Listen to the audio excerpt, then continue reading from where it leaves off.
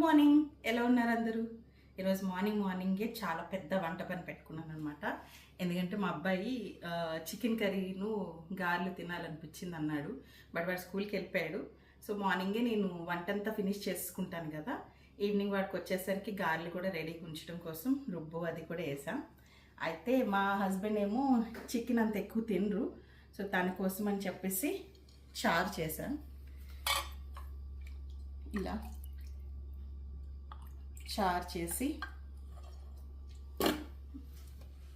Chicken gravy అన్నమాట.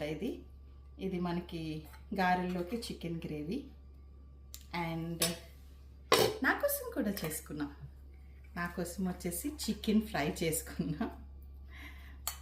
ఇలా నేనైతే చికెన్ ఫ్రైలో కొంచెం ఆనియన్ ఎక్కువ వేసుకుంటాను అనమాట.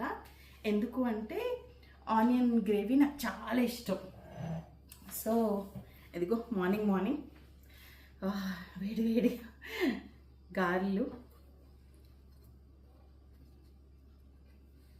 And chicken curry.